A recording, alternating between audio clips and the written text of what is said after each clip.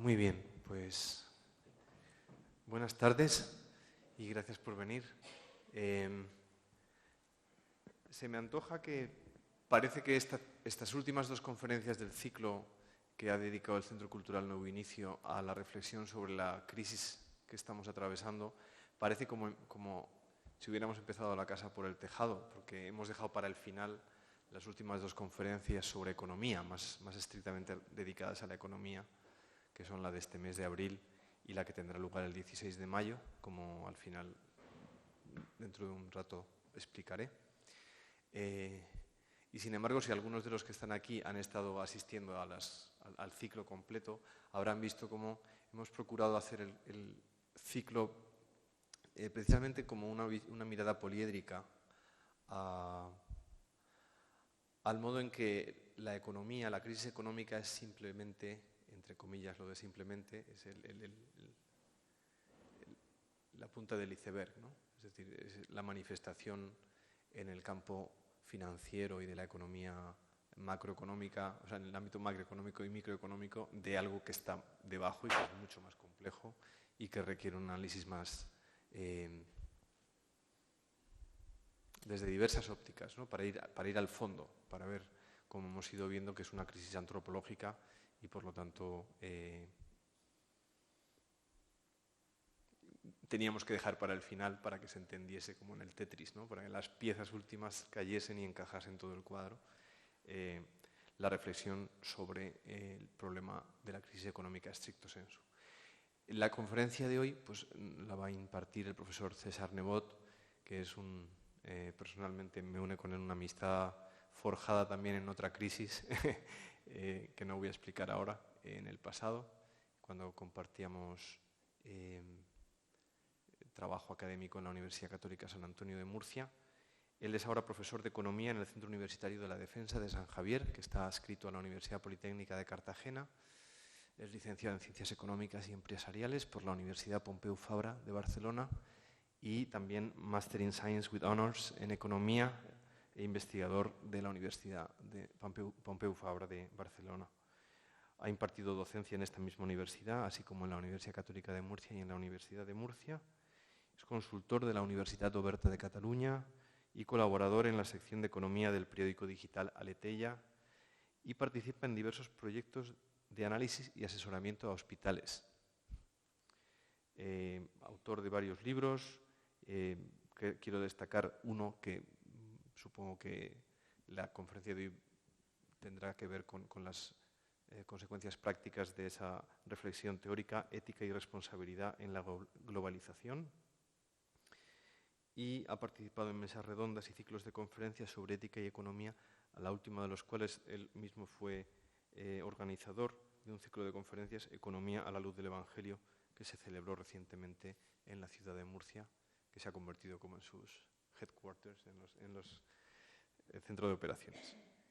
Bien, pues yo sin más le cedo a él el testigo y él va a ser quien me parece que además nos va a involucrar con la conferencia, así que en sus manos los dejo. Bueno, no sé, creo que se oye bien, ¿no? De todas maneras, yo tengo un torrente de voz que creo que no preciso de un micro, pero me han comentado que era conveniente. Bueno, en primer lugar, muchas gracias por asistir y yo estoy encantado de estar aquí con ustedes. Vengo a tratar con ustedes este tema, más que a exponer. Sí que les tengo que exponer, voy a exponerle una serie de puntos, pero me gustaría no solamente exponerlos, sino que nos enfrentásemos a ellos. Es decir, la economía, siempre les digo a mis estudiantes que la economía, yo soy de teoría económica, de fundamentos de análisis, e insisto mucho en que en realidad la economía se entiende cuando uno lo vive, cuando uno se enfrenta a tomar decisiones, no cuando en lo teórico se queda en un papel ahí escrito. Hay mucha economía de papel, pero después cuando realmente se entiende es cuando se encarna, ¿no? La encarnación de las cuestiones que nos atañen, cuando toma cuerpo y toma experiencia, realmente cuando lo comprendemos, ¿no? en muchos ámbitos, no solamente en economía, en todos, ¿no? Así que, bueno, pues vamos a comenzar. Les hago un poco el itinerario. Yo me voy a mover mucho. Estoy un poco limitado porque tengo una lesión, pero nunca me puedo estar quieto en una conferencia. Entonces, les explico un poco la ruta que vamos a tomar. Vamos a hacer un poco de Indiana Jones. Vamos a intentar indagar, a explorar cuáles son aquel elemento profundo que subyace a la crisis, ¿vale? A través del pensamiento económico. Hasta la fecha actual no va a ser muy intenso. Acerca del pensamiento económico hay mucho escrito. Vamos a hacer algo más bien ligero, una simplificación, pero nos va a ayudar a comprender el punto en el que estamos. Solamente cuando vemos nuestra historia comprendemos nuestro presente. Bueno, pues un poco eso es lo que pasa con la historia del pensamiento. Entonces, el pensamiento económico, que funciona para nosotros de forma muy sencilla ya actualmente, la forma de comerciar, incluso la forma en la que se dirigen los políticos a la gente, es una forma externa apoyada sobre elementos muy arcaicos. Vamos a ir a esos elementos, los veremos con el primer punto, que hablaremos de las abejas de Mandeville. Después iremos a lo que eso ha generado, ese elemento arcaico, ha generado un modelo que a día de hoy sigue utilizándose como modelo marco y que lo que hace es que nos da una forma de pensar en economía. Después de ese segundo punto, acudiremos, no les voy a poner muchas cifras acerca de la crisis, pero vamos a ver un poco qué es lo que ha sucedido, cómo estamos, ¿no? Vamos a tocar unos cuantos puntos y finalmente sacaremos una conclusión. En primer lugar, por lo tanto, vamos a ir a las abejas de Mandeville y simplemente vamos a ver, desde el origen, la economía como administración de los bienes, que es lo que significa la administración de la casa, es lo que significa la palabra economía, consistía en, y siempre se tenía la idea de que la economía tiene que ver con la gestión de aquellos recursos que eran necesarios para el sustento de una casa, ¿vale? De forma que si ese sustento estaba bien administrado, los dueños de esa casa podían dedicarse a otras actividades, a las actividades de ocio. De forma que la negación, el tiempo que no dedicaban al ocio era la negación del ocio, era el negocio. Y ese negocio, ¿vale? En realidad se encargaban los esclavos.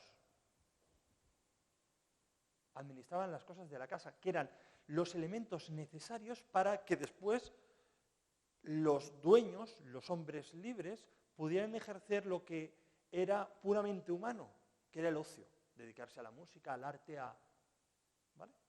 Es una visión muy importante del mundo antiguo, de tal forma que Aristóteles, cuando habla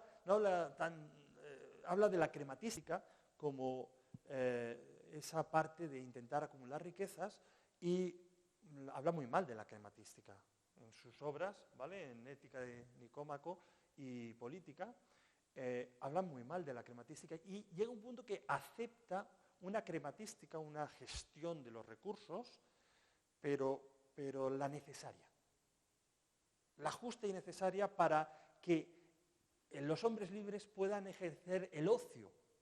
El negocio es instrumental para el ocio, punto. Punto. Más allá, no tiene. De hecho, en el mundo antiguo se consideraba mejor a un ladrón que a un comerciante.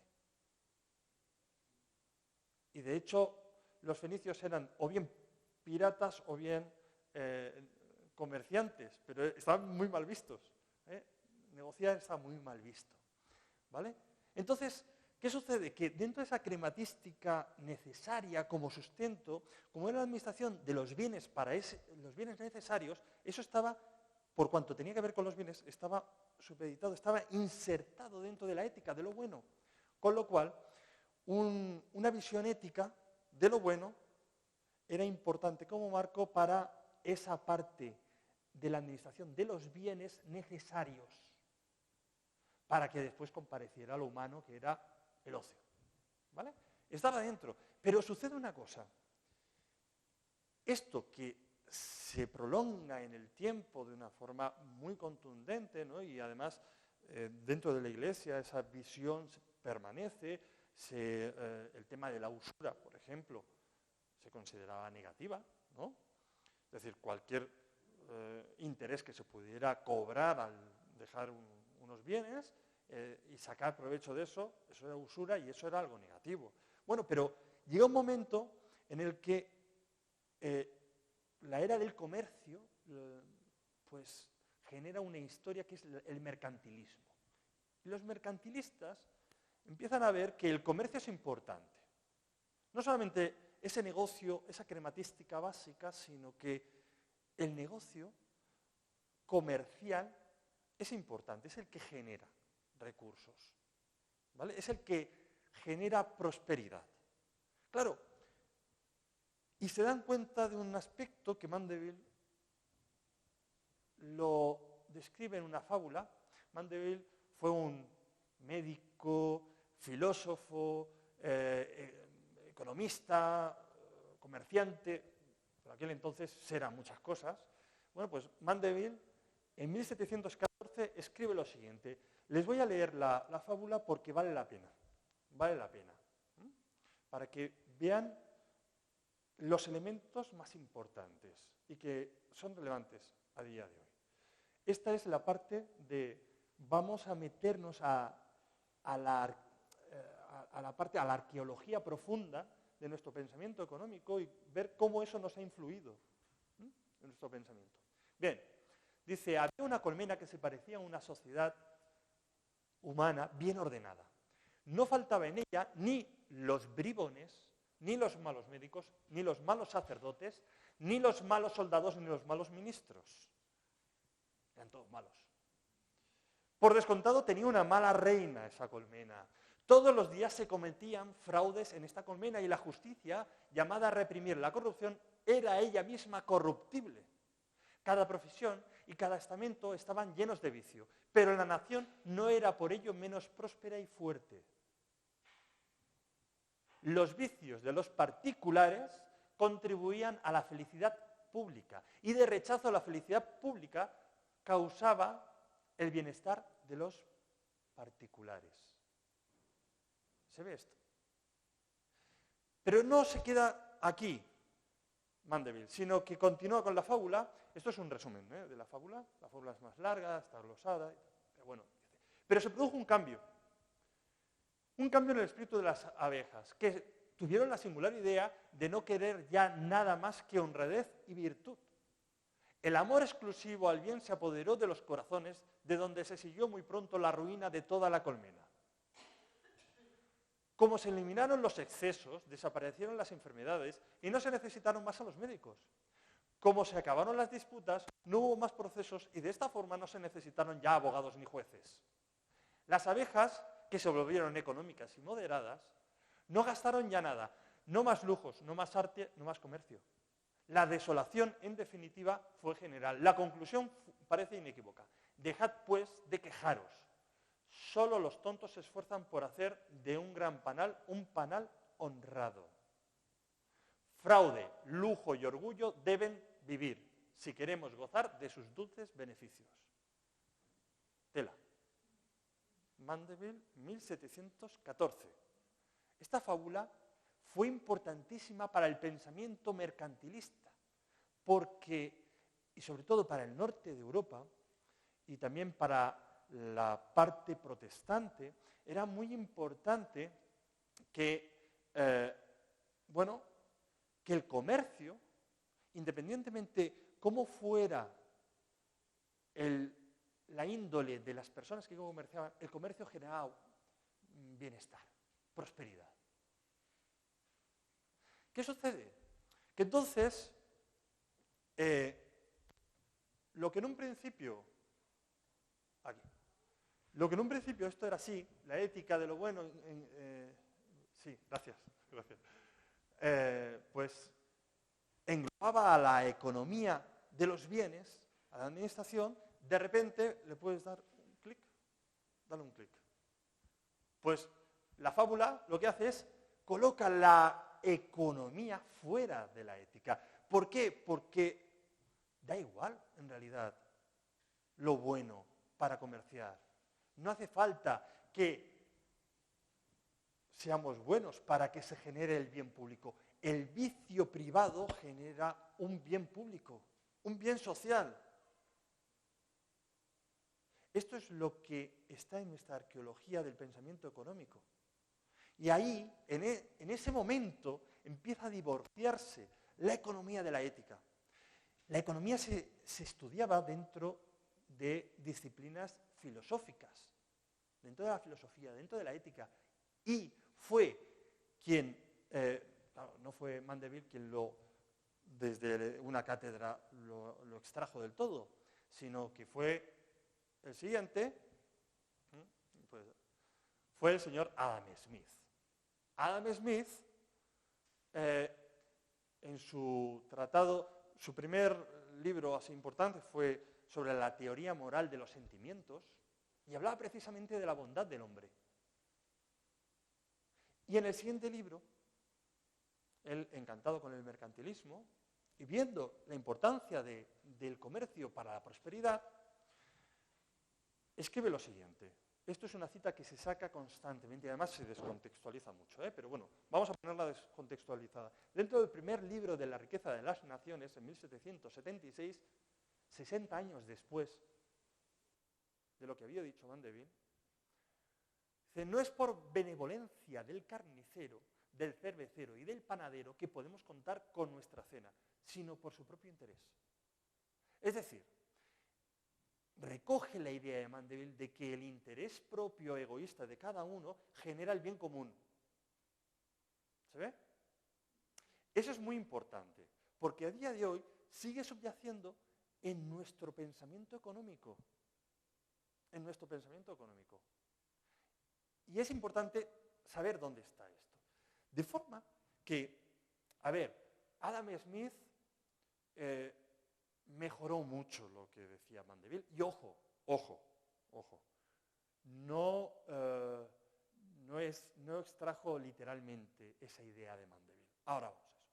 Si vamos al cuadro, verán ustedes, Mandeville, en primer lugar, consideró, pasa que la mesa se va a quedar un poco baja, pero bueno, da igual. No, voy a ver si hago un poco de equilibrio aquí. Consideró como que lo que generaba valor añadido, por lo tanto, progreso, el valor añadido es aquello que nuestro tratamiento de los bienes hace que tenga más valor. Bien, el valor añadido que se asociaría al progreso de la economía, resulta que se basaba en la fábula de Mandeville, en el egoísmo que dañaba al otro. Y del vicio y del fraude surgía una economía que era buena para todos. Es lo que decía. ¿Vale? Entonces, Mandeville lo que hace es que nos sitúa, vamos a ponerlo así, nos dispone el primer elemento, el egoísmo. Claro, ¿qué sucede? Que Adam Smith, cuando hace su tratado de la riqueza de las naciones, recoge esa idea y lo que hace, como él es profesor, lo racionaliza.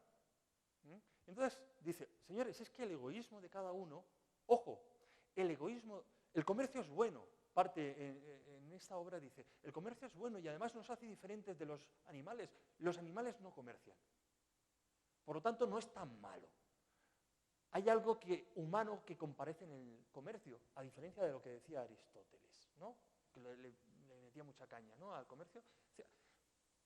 ¿Y qué sucede? Que en el comercio, en realidad, lo que comparece, además de lo humano, de la nobleza humana que podría haber, es que comparece también el egoísmo. Pero ojo, que comparezca el egoísmo no impide, y esto es importante este matiz, no impide el bien común. Es decir, hace que el egoísmo dé razón del bien común. Por eso es un egoísmo racional. Racional en el sentido de economía. Es decir, si hay egoísmo, incluso, esto me voy a permitir decir yo, incluso habiendo egoísmo, la organización de la gente en economía genera el bien común. Y esta sería la idea, un poco destilada del señor Adam Smith. Claro, aquí tenemos, por lo tanto, el egoísmo racional. Ese vaso, lo voy a representar de esta manera. Y se considera ahí el nacimiento de la economía. ¿Vale? Vamos a ver. Ahí lo tenemos. ¿Bien? Pero es que además dice, señores, es que resulta que ese egoísmo racional nos permite comerciar. Nos permite, pues si yo necesito pan, no es por la bondad del otro, sino porque el otro también le interesa. Y yo no negocio diciéndole, oye, yo tengo carne, pero yo no digo, es que me vas a hacer un bien, no, es que te digo, te vendo carne para hacerte un bien a ti, o sea, que porque es bueno para ti. Pero lo dice uno desde el propio egoísmo. Es decir, porque me interesa el pan del otro y necesito satisfacer mis necesidades. ¿Vale? Entonces, en el desarrollo de la obra de Adam Smith, dice, señores, muy bien, si eso es así, así funciona el comercio con la mentalidad mercantilista, no me preocupo cómo está por dentro las empresas. Las empresas son cajas negras. Ese elemento de caja negra hace referencia a la colmena, en el fondo, esa colmena de Mandeville, donde que se organicen dentro, ¿vale? Sean buenos o sean malos, da igual, ¿vale? Incluso en el egoísmo se pueden organizar a hacer algo bueno. Eso es lo que viene a decir. Y entonces, bueno, pues lo primero que tenemos es ese egoísmo y sobre eso dice, claro, bajo ese paradigma de egoísmo lo que tenemos es, por un lado, que ese proceso de egoísmo lleva a la división del trabajo, cada uno en esa organización, por puro interés se divide el trabajo y eso es eficiente y genera valor añadido. Y de hecho, esa especialización es la que nos va a dar el valor añadido. ¿Vale? El valor añadido va a venir porque la gente se especializa y cada uno se reparte las tareas. Hay un texto que además se utiliza mucho en la carrera de economía para hablar de la producción de alfileres. Y dice, bueno, una persona haciendo todo el proceso de un alfiler tardaría mucho en hacer un alfiler, pero en cambio 8 personas haciendo cada uno una fase del alfiler se reparten el trabajo y hacen muchos alfileres. ¿Eh? Y eso genera economía. En lugar de hacer un alfiler al día, se hacen muchos. Por lo tanto, se pueden satisfacer más necesidades. Bien, pues tenemos la división, apoyada sobre ese egoísmo. Y por otro lado tenemos, bueno, que los mercados, ¿vale? Van a organizar todo eso, es lo que llamamos la mano invisible. ¿No? La gente va a expresar sus necesidades y en el mercado hay una especie de como de mano invisible que ayuda a que la gente se organice. ¿Qué es esa mano invisible? En el fondo consistía en cada uno expresa sus ofertas, sus demandas, y entonces, oye, ¿quién necesita carne? Pues, y había un fluir en esas negociaciones. Es muy importante para los mercantilistas esa visión de la mano invisible del mercado, porque la mano invisible alude a una capacidad de autorregularse.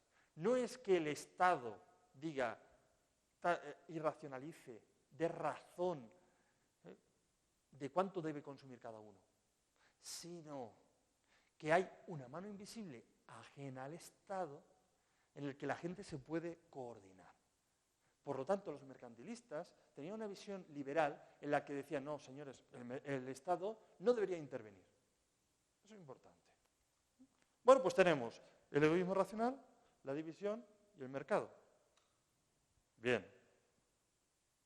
Pero es que no se queda aquí, porque en la revolución industrial se dan cuenta, cuando van cogiendo tamaño las empresas, que no solamente hay que generar valor añadido, no solamente se genera valor añadido por la vía del comercio y el mercado, sino que se necesita aglutinar recursos. Y ahí es el capitalismo empieza a aflorar de una forma importante en la era industrial. ¿Qué es lo que genera valor añadido? Las economías de escala. ¿Qué son economías de escala? Que, bueno, invierto en una fábrica que es cara, pero si mi volumen de producción es muy alto, la capacidad de repercutir ese coste tan grande en un bien va a hacer que el coste no sea tan elevado. Con lo cual, yo quiero, en lugar de vender solamente al pueblo de al lado, tengo que vender a 25 pueblos. Y de esa manera reduzco los precios. Cuanto más, yo siempre les pongo un ejemplo muy absurdo, así, a mis alumnos, pero si yo tengo que comprar una fábrica para hacer pipas, y lo que hago es una bolsa de pipas, esa bolsa de pipas va a ser carísima. Si hago 1 millón de bolsas de pipas, bueno, el coste de la fábrica en 1 millón de bolsas de pipas, pues ya se diluye, ¿no? Esa es una cuestión de economías de escala. Y esto es lo que se dan cuenta en la revolución industrial.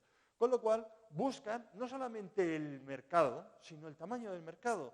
Entonces, ese tamaño del mercado da esas.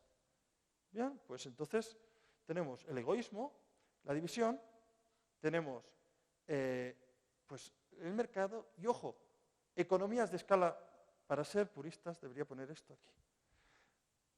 El mercado con sus economías de escala. ¿Vale? Bien. Tenemos la relación, evidentemente esto es una simplificación, ¿eh? Hay muchas más cuestiones, pero para lo que hoy vamos a tratar, suficiente. Pero vamos al neoclasicismo, y en el neoclasicismo sucede lo siguiente. Claro, había una corriente que era medio filosófica, pero no estaban dentro de la ética, y Adam Smith era más filósofo que otra cosa. Y entonces lo que sucede es que en el neoclasicismo, en teoría económica, surge un personaje que se llama Walras, que ahora les haré referencia.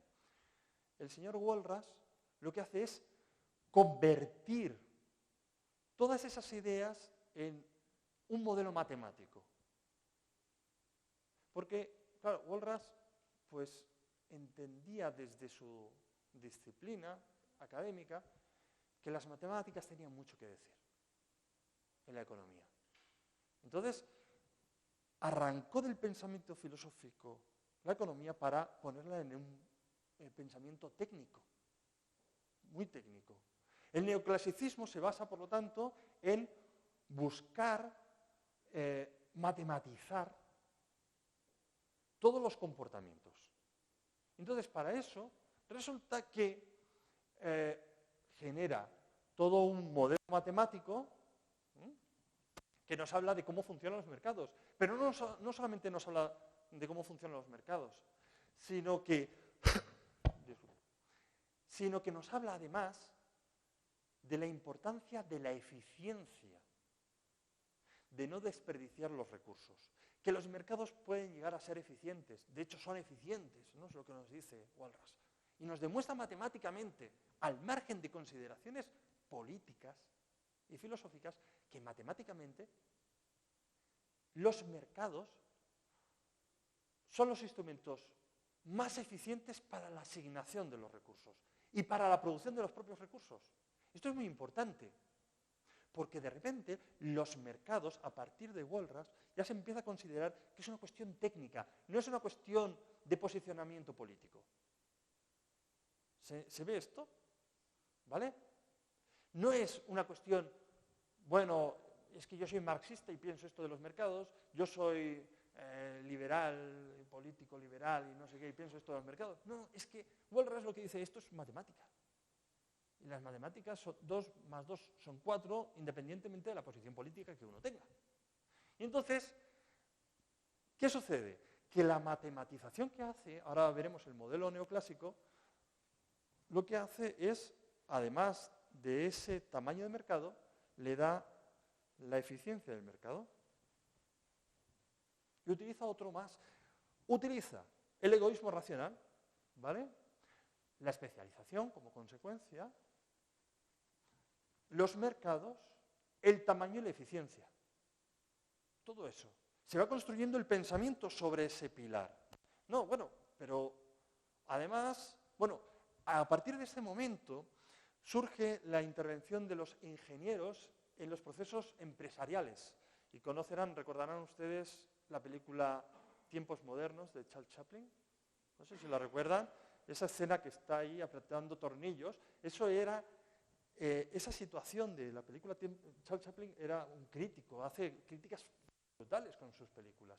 Y criticaba precisamente la administración científica que tiene lugar a principios del siglo XX, con Taylor, la aplicación, sobre todo en Estados Unidos, en Europa fue más Fayol, con el estructuralismo básico. Y bueno, la administración científica de Taylor, pues consiste en una injerencia por parte de los ingenieros dentro de los procesos de la empresa para mejorar la economía. Entonces, para ser más eficientes. Esa era la idea, ahí está. El vasito de la eficiencia. Si hubiera puesto letras, a lo mejor sería más fácil de seguir. Pero bueno, espero no equivocarme en el mapa que voy situando espacial. Sí. Bueno, así como teníamos, por lo tanto, la tecnificación del trabajo, y ojo, aquí empieza un elemento muy importante en el punto del neoclasicismo y la administración científica, un punto muy importante que es que el trabajo pasa a ser cada vez más ajeno, más alienante, ¿vale? Muy técnico, o sea, no se observa a principios del siglo XX el trabajo como una forma de dignificar a la persona, en absoluto. Usted es una máquina, yo decido, usted hace, usted ejecuta, y no hay una realización por parte del trabajador. No, eso, ¿dónde lo pone? En absoluto. Claro, en la revolución postindustrial, lo que se dan cuenta es que en ese desarrollo de eficiencia, cuando ya todas las empresas intentan lograr cuotas de eficiencia, la empresa Ford fue la primera que demostró que con la administración científica podían ganar mucho.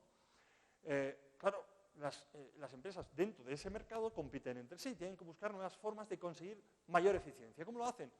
Eficiencia organizativa.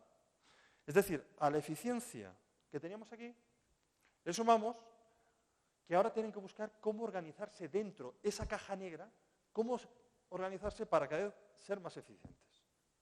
Bien, ahí lo tenemos. Entonces se hacen las innovaciones organizativas. Y las empresas de repente las grandes empresas consiguen mayor volumen de negocio cuanto más investigan en su propia organización. Y de repente General Motors consigue arrebatarle a Ford la cuota del mercado organizándose de otra manera que lo hacía Ford. Y en 2 años consiguió arrebatarle el mercado. Y así sucede, ¿no? ¿Cómo se van organizando? Bien, pues la eficiencia organizativa.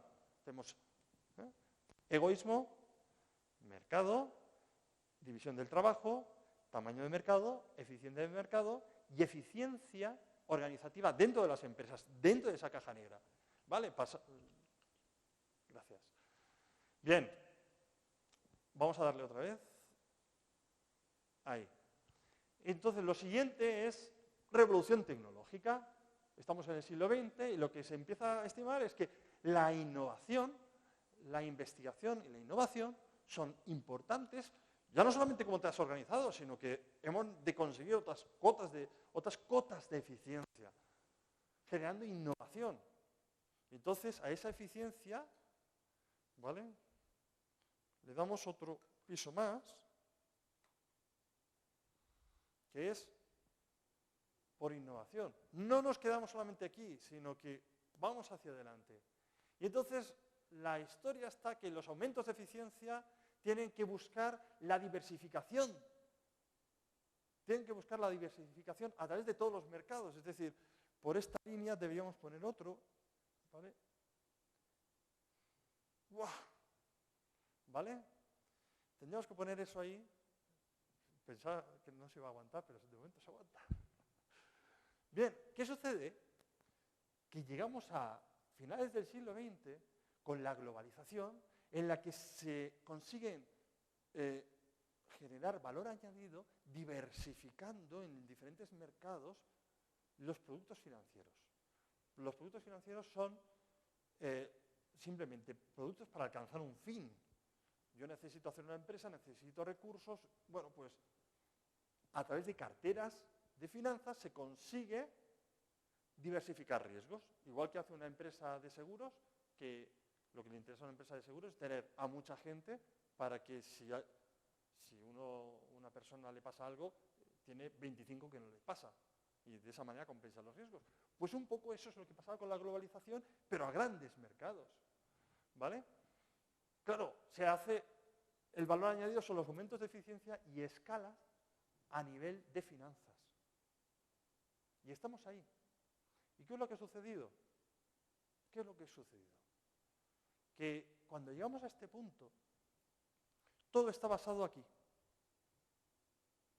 Y resulta que es que en algún momento pasamos de considerar, y esto es muy importante, yo creo que es uno de los elementos más importantes en este recorrido. Pasamos de considerar en el pensamiento económico el egoísmo como una posibilidad para generar el bien común, para, a partir de Walras, a partir de neoclasicismo, que decíamos de matematizar, considerar que lo único racional era ser egoísta. Repito, porque es importante. Pasamos de pensar que en la administración de los bienes uno podía ser bueno, pero si era malo o buscaba su propio interés, no malo, pero buscaba su propio interés, también se podía dar el bien común. Hemos pasado de eso a pensar, en cierto momento, en el que lo único racional era ser egoísta. Y eso fue antes de comenzar el siglo XX. Y hemos pasado durante todo el siglo XX pensando que el egoísmo ese de ahí era la única pieza en la que se podía montar todo esto. Y lo hemos montado. Pero sucede una cuestión, que llegamos a esa diversificación final y en el 2007 tenemos la crisis subprime, ¿no? ¿Qué es esa crisis? ¿Alguien sabe lo que es la crisis subprime? Aquella de las hipotecas y activos basura. Es algo muy sencillo, en realidad. Se explica muy raro, muy difícil, es algo tremendamente simple. Yo les digo, uno entiende economía cuando se lo lleva a su propio campo o a campos más o menos entendibles. Imagínense ustedes que aquí cada uno de nosotros somos vendedores de carne, tenemos vacas, ¿vale? Y resulta que cada uno tiene su vaca y entonces sus vacas, que están todas sanas, todas perfectas, tienen sus controles de calidad, genial, y a la hora de vender carne, venden carne y hacen hamburguesas. Pero yo tengo unas vacas locas, unas vacas malas. Y digo, ostras, ¿qué dice la teoría económica? Lo racional que es ser egoísta. ¿Para qué voy a decir nada? ¿Qué hago? Junto la carne buena con la carne mala. Zasca, zasca, hago hamburguesas y las pongo en el mercado. Y cuando el consumidor tiene 27 hamburguesas, no sabe cuál es la buena y cuál es la mala. Hay información asimétrica. No hay una información perfecta. Yo como productor sé dónde pueden estar las hamburguesas. Bueno, llega un momento que ya ni lo sé, porque al hacer hamburguesas, pues ya ni lo sé. Pero yo sabía que eran malas, las mías. Tenía algo de... Pero el consumidor no lo sabe. Y ojo, ¿qué dice la teoría? El egoísmo es racional. Vale, pues yo lo hago. ¿Y qué es lo que sucede? Eso. Y empieza la crisis. Pero hombre, ¿no era racional? Los liberales, neoliberales que dicen, no señores, es que el mercado lo tiene que regular todo, es que lo eficiente, es que esto todo ha pasado porque... No señores, Stiglitz, una de las mentes más privilegiadas, decía, señores, es que lo de la crisis subprime es un problema de información dentro de ese marco, porque la información en economía es esencial. Y cuando se mezclan activos malos con activos buenos, ya no se sabe dónde están, lo malo se carga lo bueno. ¿Qué pasó con las vacas locas? 98. Cuando salieron los casos, como no sabía dónde estaba, se cerró todo el mercado, todo. No se vendió ni carne buena ni carne mala, ¿verdad? Así que la carne mala se había cargado todo el mercado, por poca que fuera. Lo mismo pasó con las finanzas.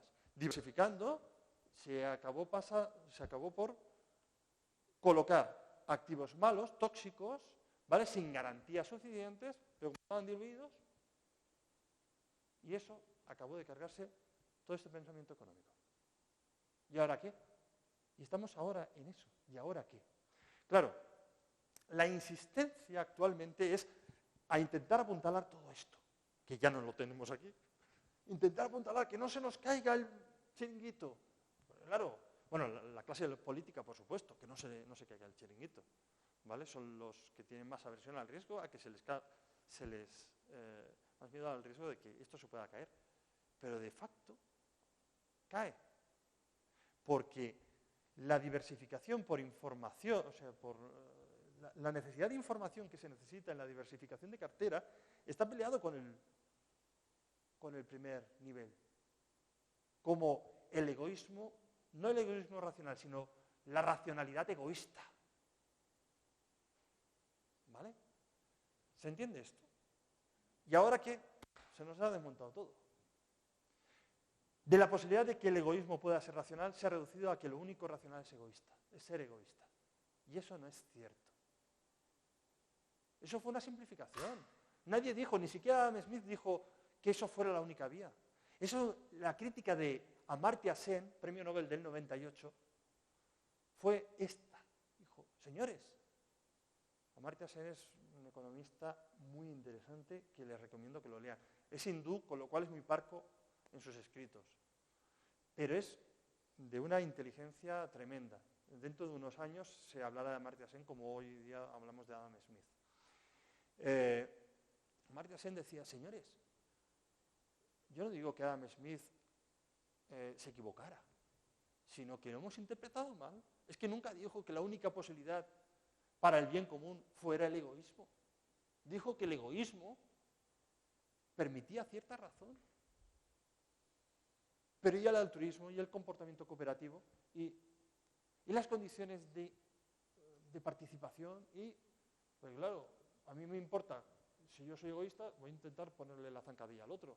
No, pues resulta que eso no va al bien común. ¿No? Bien, pasamos. Primer punto, las abejas de Mandeville. Qué importante han sido esas abejas en nuestro pensamiento económico. Qué importante. Vamos al siguiente punto y vamos a ese pensamiento económico se cristalizó en ese modelo neoclásico que Walras estableció. Entonces, vamos a ello. Vamos a pasarlo un poco rápido, ¿vale? Bien, la teoría neoclásica se basa en tres bloques de axiomas. En primer, son puntos de partida. Un axioma es un punto de partida. ¿Vale? Es un credo. Muchas veces dicen, no, es que la ciencia tiene muchos credos. Pero, ¿eso invalida la ciencia? No, en absoluto. El otro día les explicaba a mis alumnos el cuento de Caperucita. Decía, ¿el cuento de Caperucita? Sí, el cuento de Caperucita es un cuento que tiene muchos supuestos. Entre otros, que haya una madre que sea capaz de enviar una cría de 4 años a través de un bosque y para que esté de camuflaje le pone una caperuza roja. O esa madre quería matar a la niña o, no sé, era un poco descerebrada. Otros supuestos. Un lobo que habla y que es estratega y que además se lo trabaja muy bien, ¿no? Son falsos esos supuestos en el cuento, pero ayudan a explicar una moraleja. La moraleja es no te fíes de extraños, ¿no? Bien, en economía hacemos lo mismo. Tenemos supuestos que a lo mejor no son verdaderos, pero no nos lo hemos de creer como tal. Son para poder explicar un cuento y llegar a una moraleja. El problema son los posicionamientos, tanto políticos y académicos, que consideran que los axiomas son sagrados. No son palabra de Dios. Los axiomas que tenemos ahí tienen tanta validez como que un lobo habla. pero son útiles. Porque el resultado, el equilibrio de eso, es la moraleja del cuento de Caperucita. ¿Se entiende? ¿Se entiende? Ojo con eso. En la universidad, cuando hablamos de economía, siempre parece que estamos dogmatizando. Parece que estamos haciendo una religión de la economía. No, señores, esto es algo instrumental, nos ha de servir, no nos ha de someter. Bien, vamos a repasarlo brevemente para que vean ustedes. El bloque primero tiene que ver con la competencia en los mercados. Tiene que ver con la competencia perfecta. Y entonces, lo primero que se establece es que debe haber muchos compradores y vendedores de forma que la gente no pueda decidir los precios, sino que los precios vienen dados. Deciden cantidades como uno va al mercado, aquí no sé si hay un mercado que sucede cada día o cada tanto, bueno, pues uno va al mercado a comprar calabacines y no pregunta, oiga, yo es que me voy a llevar menos calabacines o más calabacines y me pongo un precio más barato. No, ve el precio y decide la cantidad. ¿Vale? Ya está. Compra más o menos calabacines, si no se va a otro puesto. ¿Verdad? Un poco es eso, ¿no? Que la gente es precio aceptante. Luego, la libre concurrencia, que no hay ni barreras de entrada ni de salida. Perdón, es decir, que las empresas pueden entrar y salir en el mercado. Se entiende mejor así. Y finalmente, que los productos son homogéneos. Es decir, que si no te gusta un producto, coges, lo sustituyes por otro, ¿vale? Y no hay problemas. Un precio está referenciado a un producto y es suficiente. Bien, eso establecería la capacidad del mercado de que es una simplificación para que el mercado funcione en competencia perfecta. Es decir, que la gente observa el precio y decide cuánta cantidad comprar.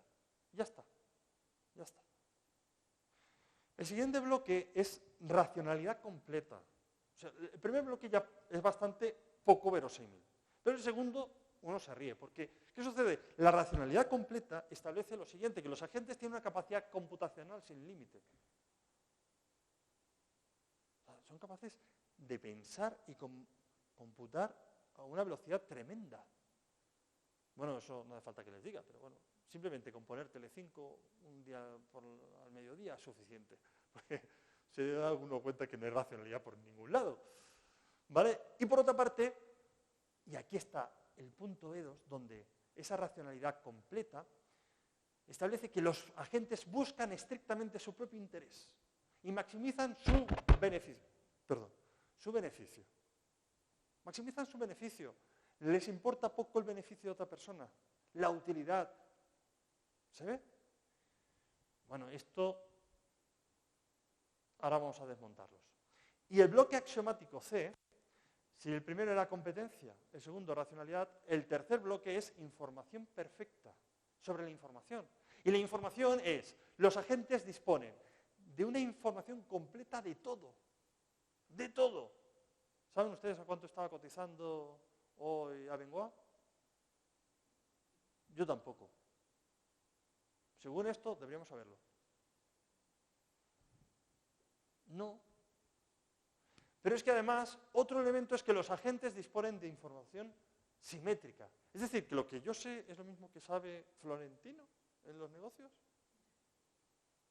Ya me gustaría. Ya me gustaría. ¿No?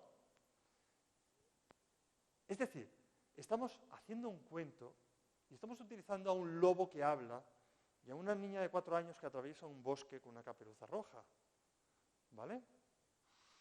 Bueno, pues esta simplificación matemática, ¿vale? Nos lleva a la matematización que hizo Walras, en la que dijo, bueno, vamos a ver, utilizando todo esto, si todos los individuos en las empresas tienen toda la información, son precio aceptantes y además maximiza cada uno su propio beneficio y su propio interés, va a su propio interés, cada uno va a expresar sus ofertas y sus demandas, ¿no? Tenemos los individuos y las empresas.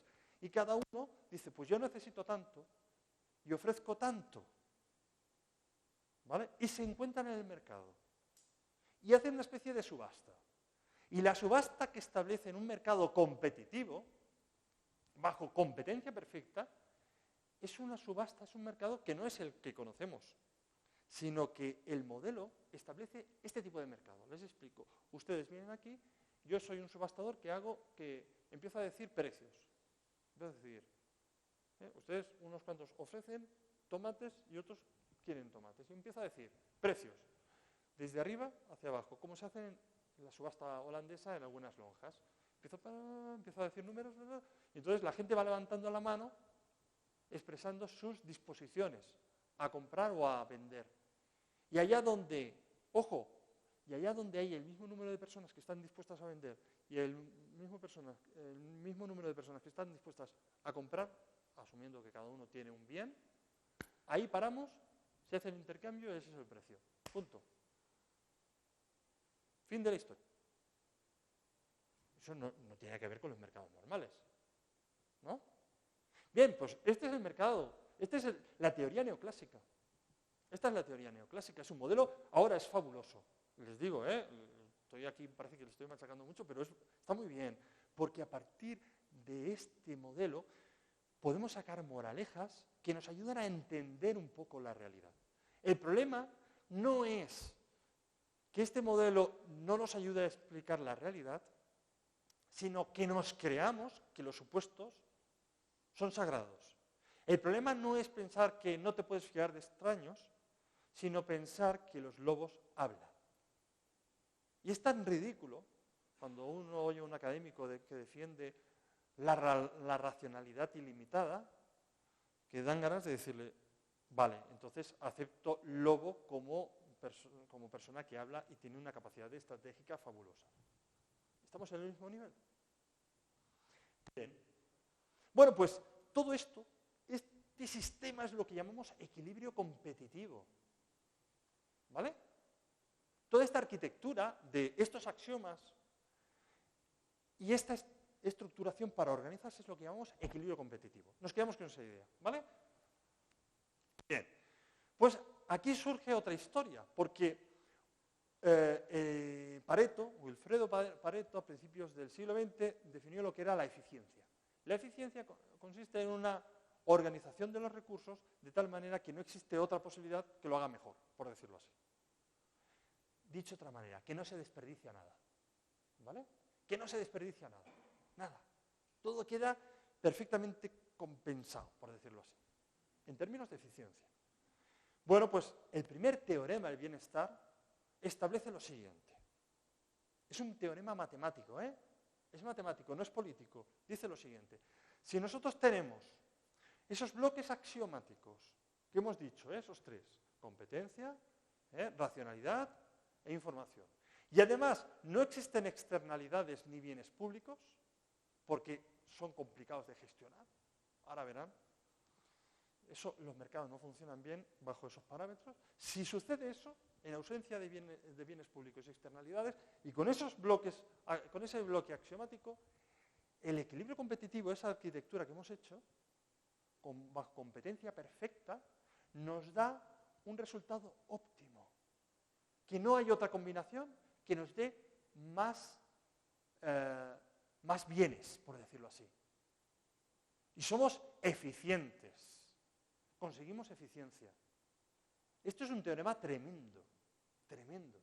Y es muy importante en economía. Por eso se llama teorema fundamental del bienestar. Primer teorema fundamental del bienestar. ¿Qué sucede?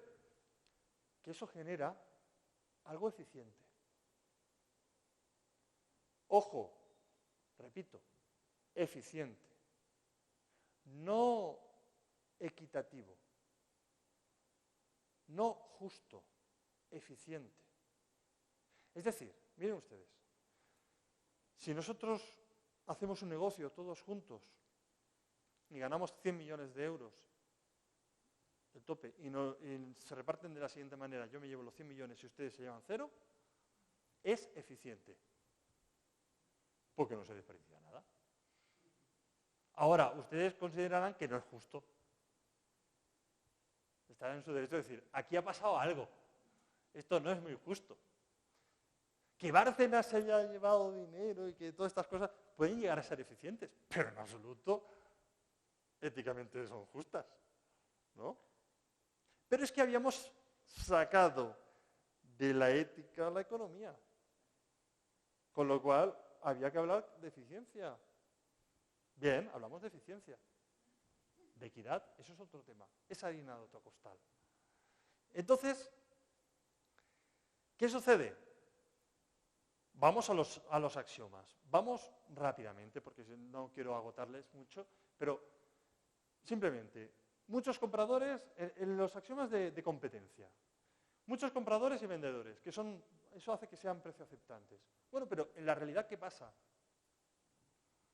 Hay desequilibrios en el poder de negociación. ¿Por qué se quiere que haya muchos? Porque así nadie tiene capacidad de alterar los precios, nadie tiene poder de negociación más allá.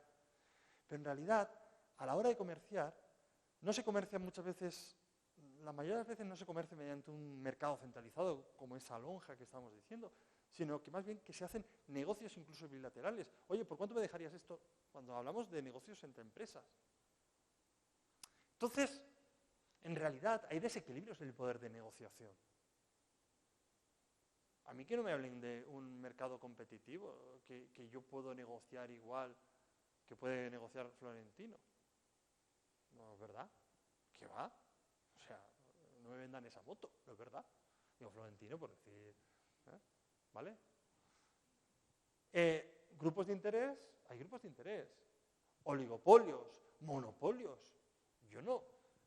¿Cuántas quejas hay a los oligopolios? En los oligopolios no pasa nada. ¿Por qué? Pues pueden hacer lo que les dé la gana. Iberdrola, Telefónica, todos estos que tienen una posición dominante en los mercados, se les intenta que no tenga tanta posición dominante, pero vamos, no es el mismo equilibrio, ni de broma. Siguiente punto, libre concurrencia, barreras de entrada y barreras de salida.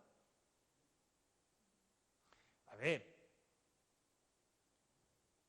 en este sentido, hay licencias, hay mucha protección en los mercados para que no entren según qué cosas. Incluso la propia PAC, la política agraria común, es una gran barrera a productos de otros países. ¿Qué me están hablando? O sea, eso no es verdad. No. Hay protección de los mercados. En protección de los mercados, regulación de mercados, la Unión Europea tiene una cantidad de papeles, pero Estados Unidos, que se supone que es la cuna del liberalismo económico, tiene una capacidad de proteger sus propios mercados de una forma bárbara, Entonces uno se llega a plantear la equidad que tiene eso, porque resulta que uno puede encontrar que una vaca en Europa recibe en subvención más que el dinero que pueda consumir una persona en África. Hay gente que no llega al $1 al día. Y hay vacas que tienen $5 de subvención al día. O sea, alguien podría decir, señores, aquí pasa algo, ¿no? Bien, pero es que además, producto homogéneo, ¿hacia dónde va todo el marketing? Toda la publicidad, a diferenciar el producto. Siempre Coca-Cola, ¿no? ¿Verdad? Es decir, y no se les dice, no, usted haga... Bueno, ahora los genéricos y los fármacos, pero bueno, de todas maneras. Hay una búsqueda de la diferenciación. O sea, es que no vamos en la dirección de estos axiomas, vamos al contrario de esos axiomas. Vale, pasamos. Racionalidad computacional sin límites. Vamos a hacer unos cuantos, para desengrasar un poco, porque me he estado hablando mucho, vamos a hacer unos ejemplos. Dale. Vamos a hacer un experimento. Vamos a ver, este caso, ¿vale? Necesito esto lo vamos a hacer en común, así. Esto es un experimento que hizo Falk, muy sencillo, muy simple, pero dio toda una aplicación. Es decir, se lanza una moneda varias veces, la moneda no está trucada, y entonces los resultados son 3 caras, después salió una cruz, después otra cara y después salieron 3 cruces. Y preguntó a la gente, hizo una encuesta de ¿cuál es la probabilidad de que salga cara en el próximo lanzamiento?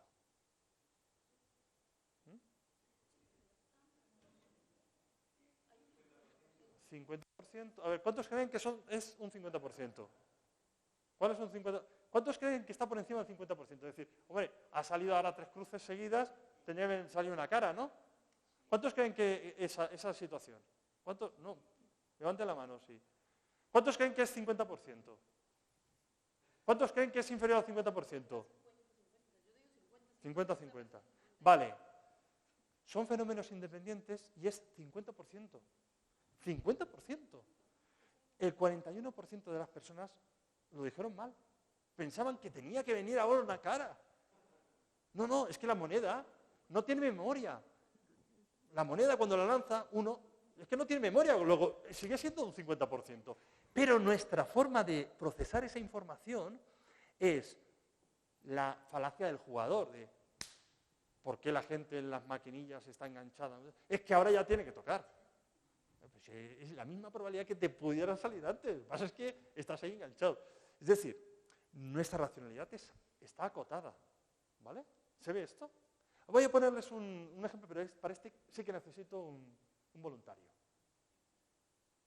¿Alguien puede salir? ¿Usted mismo? La paradoja de Monty Hall. Vamos a ver. Este lo he dejado aquí.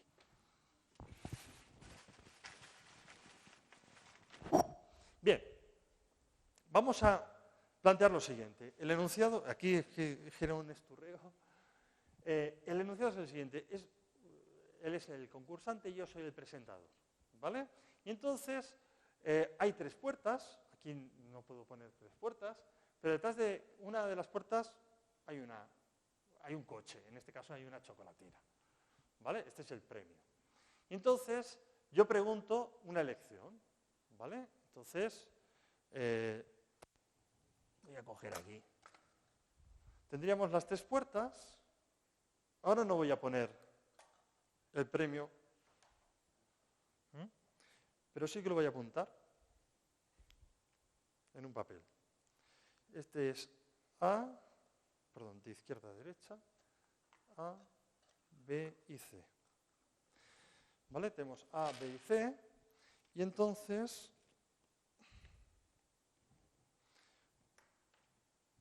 yo sé dónde está el premio, ¿no?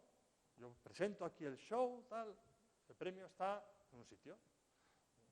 Evidentemente ahora no lo he puesto, porque si lo hubiera puesto, pues se habría dado cuenta el concursante. ¿Su nombre es? Antonio. Antonio. Entonces tiene usted que elegir una de las puertas, en este caso uno de los vasos. La C. Usted elige la C. Muy bien. Usted ha elegido esta. De acuerdo.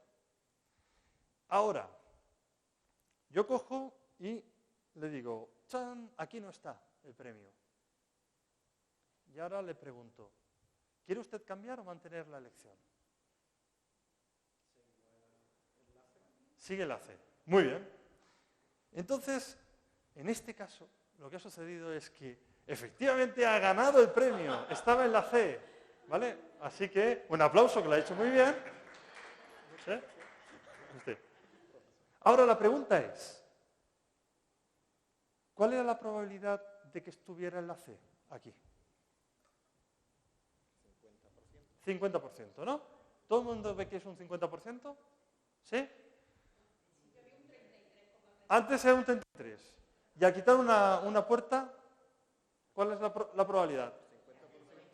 50%. Vale. No es verdad. No. Todo el mundo se equivoca. Si uno piensa adecuadamente cuál es la probabilidad entre cambiar o mantener, piénsenlo por un momento. Cuando esto estaba así, era un 33%.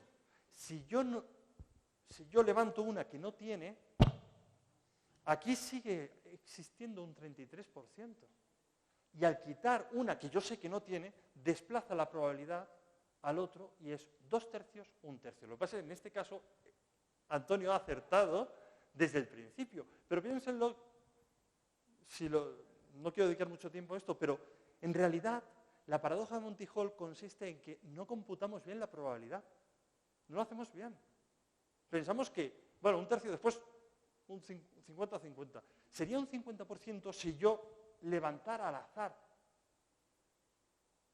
O sea, si yo abriera una puerta al azar, pero yo no levanto una puerta al azar, cojo una que no tiene premio. Por lo tanto, lo que estoy es desplazando de este a este de aquí. Y aquí hay 1/3, porque era lo que pasaba al principio, y ahí 2/3. A lo mejor lo pueden pensar de una manera más fácil si en lugar de 3 puertas son 100. ¿Cuál es la probabilidad de equivocarse si son 100? Hay una que tiene premio y 99 que no. Es muy alta. Una vez quito una puerta que no, ¿qué es lo interesante? ¿Cambiar o mantenerse? Sí, claro. Si yo me mantengo, me equivoco, tengo 99 posibilidades de haberme equivocado. Ahora, si yo cambio, como he quitado una puerta que no tenía, entonces mi probabilidad es mayor cambiando que manteniendo. ¿Vale? Esto matemáticamente se expresa con probabilidades condicionadas y es un poco más pesado de hacer. Pero no calculamos bien las probabilidades. Tenemos racionalidad limitada. Puede tomar asiento, lo ha hecho muy bien. No, pero se ha llevado eso es suyo. Claro, su premio, ¿no? Muchas gracias. Claro.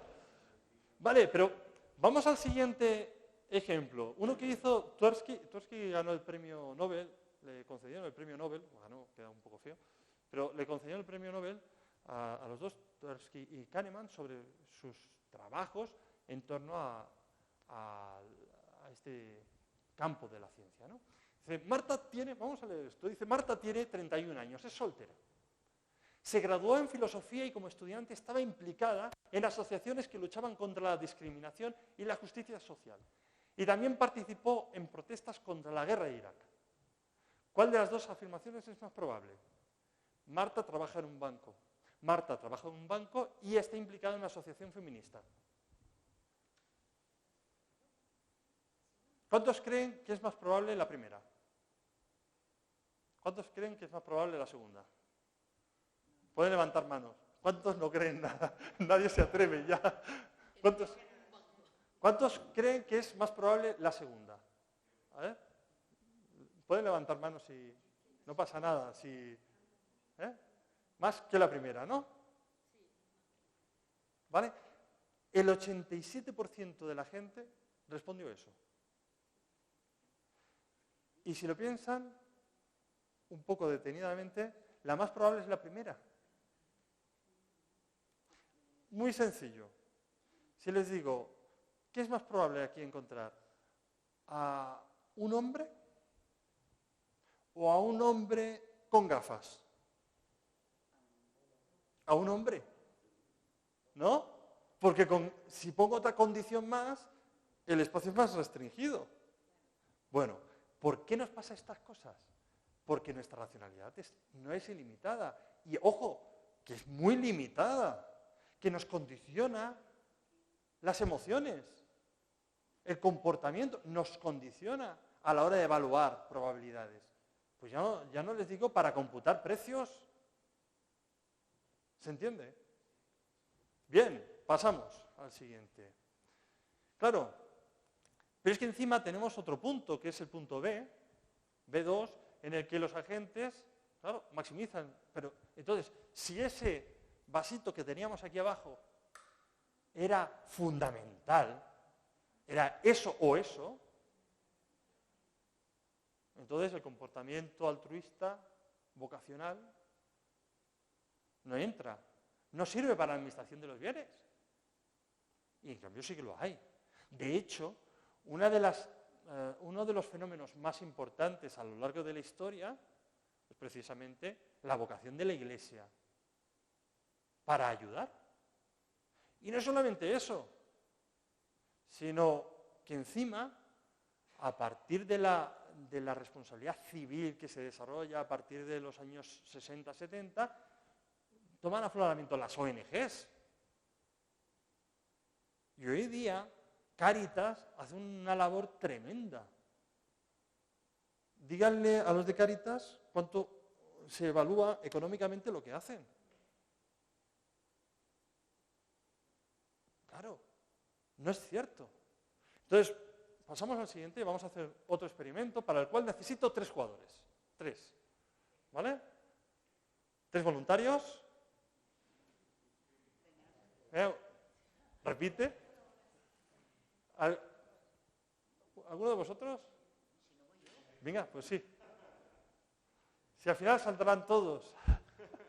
Bien, les explico. Voy a limpiar un poquillo esto. Vamos a hacer un experimento que me gusta mucho que se llama en torno a una taza. ¿Vale? Bien. La historia es, hay una taza, no la ven ustedes, ¿verdad? No. Bueno. Pues entonces voy a ponerlo aquí. Esperemos que no se caiga. Una taza.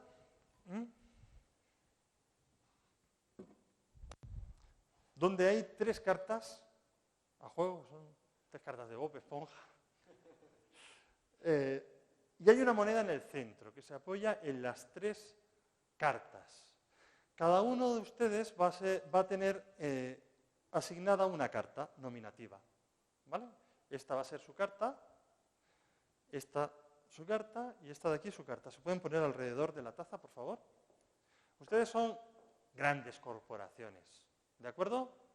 Y ahora lo que sucede es que la regla es la siguiente. Yo voy a dar un tiempo para que ustedes piensen entre ustedes, ¿vale? Y voy a conceder, cuando yo diga ejecuten su acción, tienen 10 segundos, voy a contar hasta 10. Y en esos 10 segundos yo le voy a otorgar un premio, que es de esto de Smarties, ¿no? De una caja de chocolatinas, como si fueran lacasitos pequeños, ¿vale? A aquella empresa que me dé una carta en mano. Pero ojo,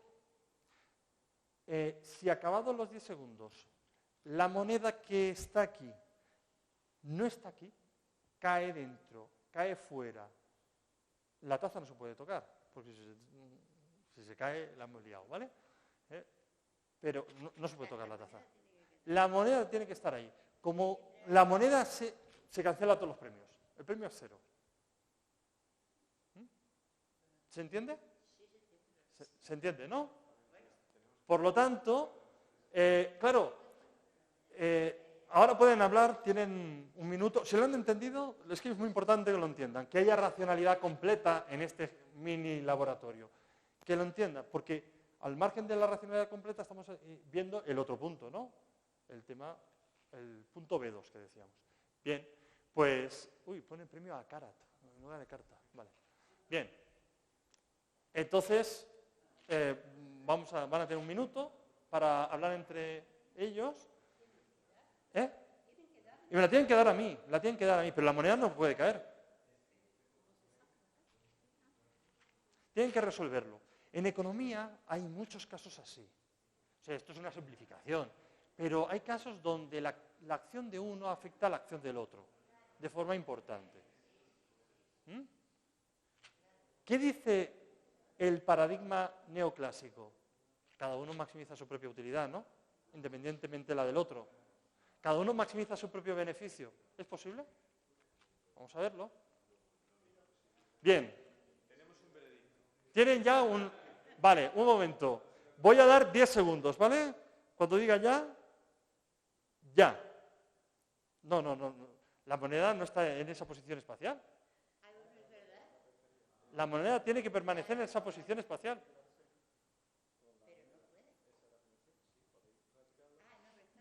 Les dejo otra vez 10 segundos. Entonces, aquí me entregan una y 3, 2, 1 y ahí se ha quedado.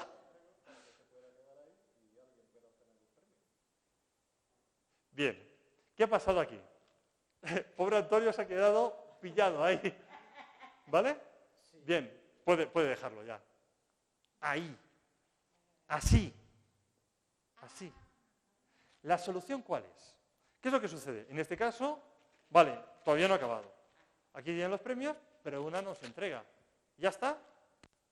Bueno, lo han hecho relativamente bien. Pueden darles un aplauso, que está muy bien. Pueden sentarse. Ahora bien, ¿qué ha sucedido aquí? Porque son buena gente y no se querían... Si fueran corporaciones, lo óptimo, lo que hubiera hecho Antonio es cogerla, que cayera y 0 todo. Porque dice, me va a quedar aquí pillado. ¡Hala! que se fastidie, ¿no? Hubiera pasado eso. Es decir, cuando he ejecutado este ejercicio, hay veces que uno ha conseguido sacar una carta y ya está, y los otros, pues no nos atrevemos, tal. El óptimo no es un premio. El óptimo aquí son 2 premios, no se pueden conseguir 3. O sea, no hay forma física de conseguir 3. Son 2. ¿Pero cómo se consigue? Haciendo un acuerdo ex ante, por el cual dice, vamos a ver, ¿qué han acordado ustedes? ¿Han acordado algo? No. ¿Cuál era el acuerdo? Cooperamos. ¿Y de qué manera cooperamos? Una carta la hundimos, la dejamos como soporte y cogemos 2 cartas. Y nos repartimos a partes iguales los 2. Porque por eso he buscado que fueran, que se pudieran dividir el premio, ¿no? Porque son grajeas así de chocolate. Bien, les voy a otorgar, porque... Y es que es usted la que se ha quedado sin... ¿Vale? Es un ejercicio cuya implicación entre cada uno de los elementos que participan requiere de una maximización conjunta, no individual. No pueden buscar su propio interés únicamente, necesitan cooperar, necesariamente, si no es 0. El modelo walrasiano no funciona cuando, por ejemplo, un teatro arde. Todo el mundo quiere salir a la vez y mucha gente muere. ¿Por qué? Por asfixia, pero no por el incendio, sino porque son aplastados. No funciona. ¿Cuál es la manera de poder salir mejor de un teatro que ha empezado a arder? Todo el tema de vamos a coordinarnos, vamos a hacer simulacros para ver de qué manera nos coordinamos. Eso no es el equilibrio competitivo que nos decía Walras, y es el que todavía lo tenemos aquí. ¿Se entiende? Y necesariamente en muchas áreas lo que hacemos es cooperar. Cosa que hemos pensado que cooperar no era bueno, porque lo bueno que era, si cada uno va a su propio interés, el vicio de unos cuantos genera el bien común. ¿No? Vale. Bueno, pero además tenemos el siguiente bloque de axiomas, el bloque C, donde, claro, los agentes tienen información completa y además información simétrica. Todo el mismo tiene toda la información y todo es la misma. No es cierto, no es cierto. Y hay costes de proceso incluso de la propia información. ¿Vale? Con lo cual, en ese primer teorema, el primer bloque ya no se cumple. No se cumple. Y el siguiente bloque, el bloque de axiomas no se cumple y además lo de no externalidades y no bienes públicos es cuanto menos raro, ¿no? Porque bienes públicos hay, por supuesto que hay. Bienes públicos hay un montón. La sanidad es un bien público, la defensa nacional es un bien público. Y los bienes públicos lo que sucede es que uno no está dispuesto a pagarlos, porque si ya lo han dado, ¿para qué lo voy a pagar? ¿No? Y hay externalidades, hay efectos de uno sobre otro. Para eso requiero, ya el último, les dejo de dar la murga con experimentos, solamente necesito 8 personas. Pero ahora voy a pedir de aquí al fondo. Si ustedes 3 pueden salir, por favor. ¿Usted también? 4, y necesito 4 personas más. ¿Vale? 4. ¿Vale? Sí, por favor. ¿Vale? Necesito 4 personas más. Por favor. Vale. Pónganse... Ahí, ya está. Pónganse a lo largo de aquí, mirando así en fila, mirando para allá. ¿Vale? Y entonces, lo que vamos a hacer es lo siguiente. Les voy a repartir una piedra a cada uno, ¿vale? No pensando en 9 euros o algo. Son piedras. Falta una persona, ¿no?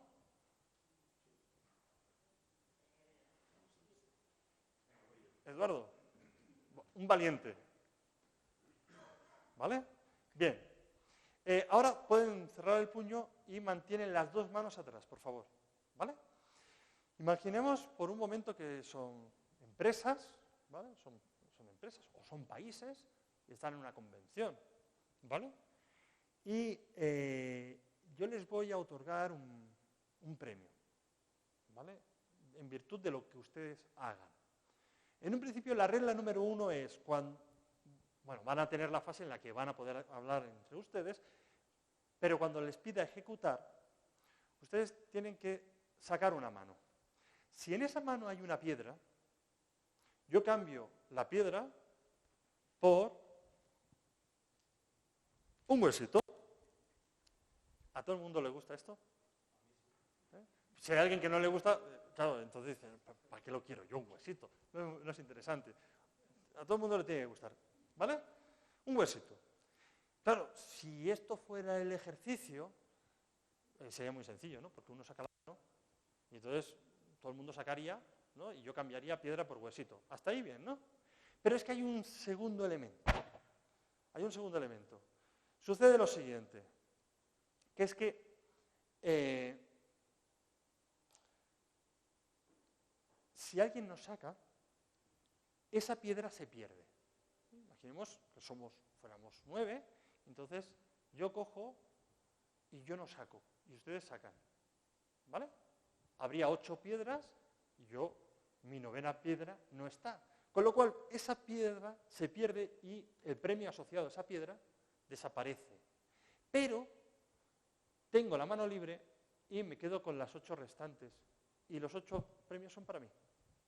Y ellos se quedan a 0. ¿Se ha entendido? Es decir, si usted no saca la piedra, no la saca y todo el mundo lo saca, usted se lleva 7 y ellos 0. Ojo, si usted y usted no sacan, cada uno se lleva 3, 6 en total, porque han desaparecido 2 piedras, luego 2 huesitos se quitan de aquí, pero los 6 restantes se los llevan ellas. ¿Se entiende esto? ¿Vale? El máximo que se puede conseguir es 8. ¿Se ve? Ahora la cuestión es, están ustedes en una convención, no sé, en países, lo que sea, y tienen este problema. Claro, en un principio esto es bajo supuestos de racionalidad. Imaginemos que los axiomas son así, ¿no? Supongamos que esas premisas son ciertas, ¿no? Ahora van a tener 2 minutos para hablar entre ustedes y decidir lo que tengan que decidir, ¿de acuerdo?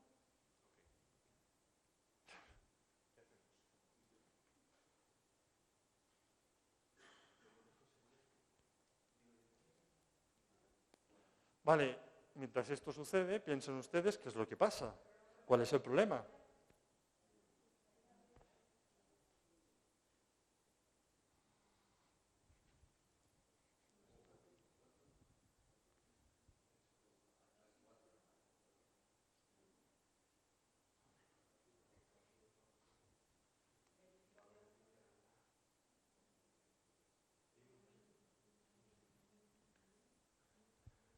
Están ahí en pleno proceso, tranquilos, sentados. Están haciendo un experimento, ¿no? Este lo conoce. Vale. Claro, lo primero es que hay que analizar el problema, ¿no? Uno tiene que analizarlo. Esto sucede, el protocolo de Kioto es esto. Es esto. El problema del protocolo de Kioto es esto. ¿Vale? Bien. Son ustedes, después, ustedes son naciones, van a tener que dar respuesta a sus propios ciudadanos, no al ciudadano del otro país. ¿Vale? O son empresas y van a tener que dar respuesta a su propia empresa. Ustedes son delegados de esa empresa, no a otra empresa. Entonces, de acuerdo con esa capacidad de decisión que se les ha otorgado en ese ejercicio, han hablado y han decidido algunas cosas.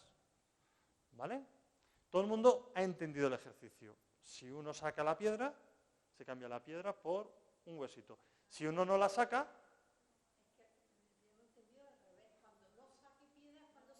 No, pero si uno saca, si todo el mundo sacara piedra, todo el mundo se lleva un huesito.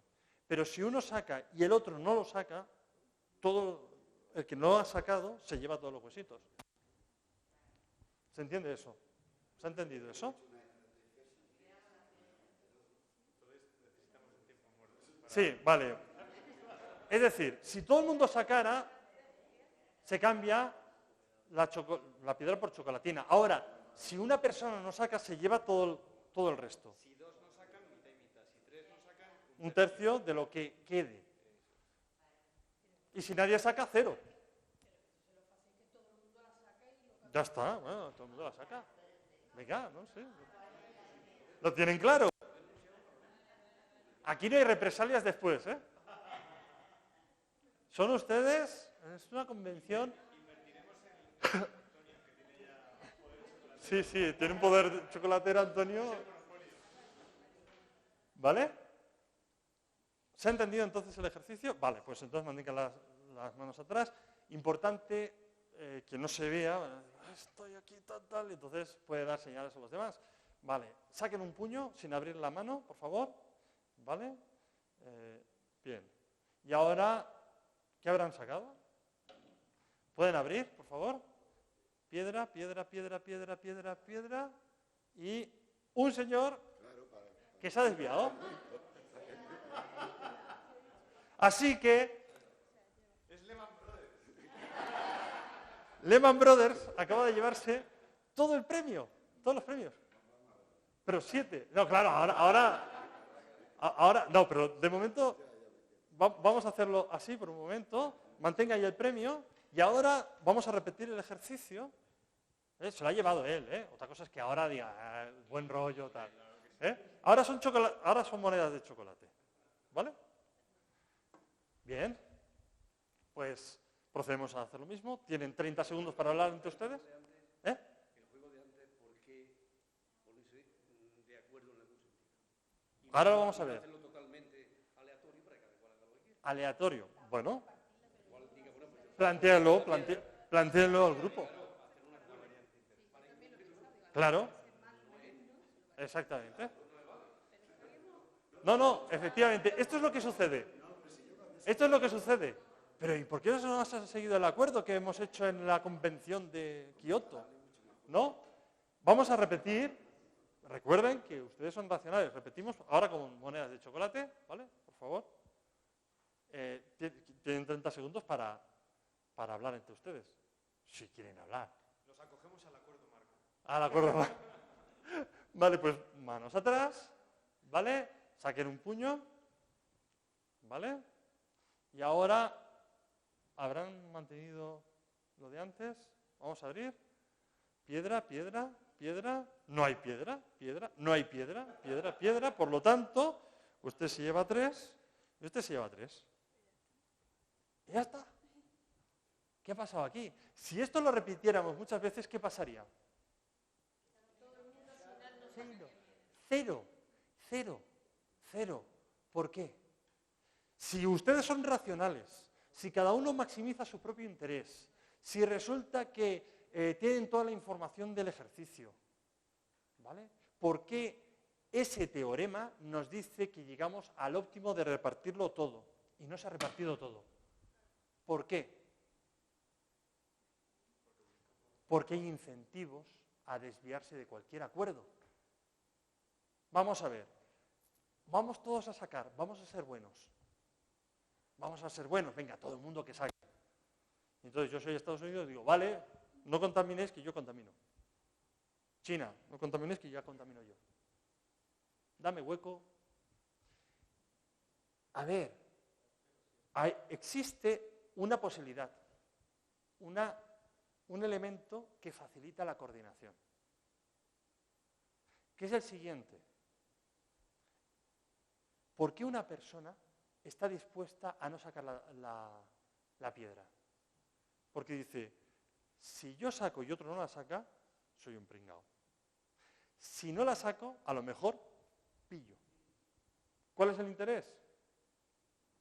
No sacar. ¿Ve? ¿Se ve el incentivo? Vale. En un acuerdo, en una reunión multilateral, el acuerdo no es todo el mundo tiene que sacar, todo el mundo tiene que no contaminar, sino se tiene que ver cuáles son los incentivos. Es decir, señores, es que aquí nosotros podemos hacer una declaración de intenciones, pero no va a funcionar. Vamos a hacer lo siguiente, vamos a hacer el siguiente acuerdo. Piénsenlo por un momento. Da igual que cada uno haga lo que quiera, pero el total, al final, como él ha sacado, dice, el total, al final, lo repartimos a partes iguales, de forma que vamos a cooperar. Fíjense, si yo no saco, me reparto 7. Si no saco, pero si saco, ¿cuánto me reparto? En esa cooperación, si saco, me reparto 8. ¿Qué me interesa, sacar o no sacar? Sacar. Es decir, un acuerdo de cooperación puede ser superior a la competitividad que establece el paradigma clásico, neoclásico y liberal. Acordemos, pensando en los incentivos, cómo es la cooperación. ¿Se entiende? ¿Vale? Claro, si hubieran ustedes acordado ese elemento, de decir, señores, que cada uno haga lo que quiera, pero al final todo ese montante, esa parte es iguales. Se hubiera conseguido el máximo 8. Y el teorema este nos establecía que el máximo se conseguía que cada uno hiciera lo que quisiera, cumpliera o no cumpliera los acuerdos, da igual. No es igual. Hay que ver cómo conseguir cumplir los acuerdos. Y para eso se necesita una dosis de cooperación. Pero ¿y por qué nos obstinamos a día de hoy a seguir en el paradigma de competitividad como único? Porque, ¿recuerdan los vasos? Lo hemos montado todo sobre la idea de que el egoísmo racional se había convertido en la racionalidad egoísta. Que solamente el egoísmo era la clave para lo racional. Que cada uno fuera a su propio interés. Era donde se monta todo, absolutamente todo. Y no es cierto, no es cierto. La Iglesia lleva diciendo eso, lleva diciendo que eso no es cierto años, por poner una institución. Pero es que no es cierto. Pero a día de hoy nuestro pensamiento está abocado a eso. Pueden repartirse como consideren ahora, de acuerdo con la bondad